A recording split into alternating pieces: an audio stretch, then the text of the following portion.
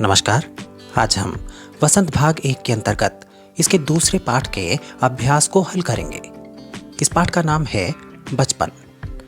पहला प्रश्न दिया गया है, लेखिका बचपन में इतवार की सुबह क्या क्या काम करती थी। इसका उत्तर हम लिख सकते हैं कि लेखिका बचपन में इतवार की सुबह अनेक काम करती थी। सबसे पहले वो अपने मोजे धोती थी, फिर अपने जूतों की पॉलिश करती थी, क्योंकि नौकर या नौकरानी से धुलवाने की मनाही थी। जूतों को पॉलिश करने के बाद उन्हें कपड़े या ब्रश से रगड़ा जाता था, जिससे पॉलिश की चमक उभरने लगती थी। दूसरा प्रश्न दिया गया है, तुम्हें बताऊंगी कि हमारे समय में और तुम्हारे समय में कितनी दूरी हो चुकी है। इस बात के लिए लेखिका क्या क्या उदाहरण देती है। इसका उत्तर हम लिखेंगे, लेखिका कहती है कि उन दिनों केवल कुछ घरों में ग्रामोफोन होते थे। आज की तरह रेडियो और टेलीविजन नहीं थे, परंतु आज ये लगभग सभी घरों में आ चुके हैं।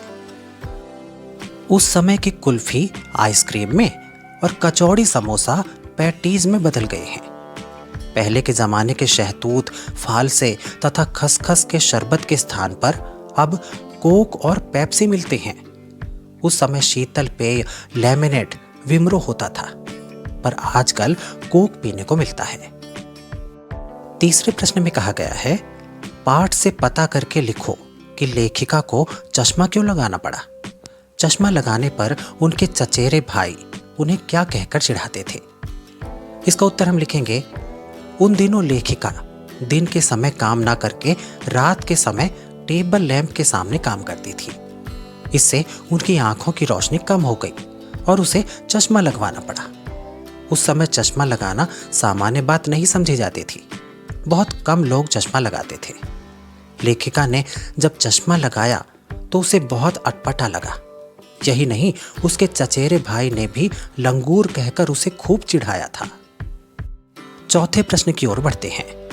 लेखिका अपने बचपन में कौन कौन सी चीजें मजे ले लेकर खाती थी। उनमें से प्रमुख फलों के नाम लिखो। इसका उत्तर है, लेखिका बचपन में चॉकलेट और टॉफी मजे ले लेकर खाती थी। उसके पास चॉकलेट और टॉफी का स्टॉक रहता था। रात के खाने के बाद बिस्तर में लेटकर वो मजे लेकर इन्हें खाती थी। लेखिका को बचपन में फल भी पसंद थे। वो खट्टे मीठे फल, रस भरी कसमल आदि फलों को बड़े चाव से खाती थी।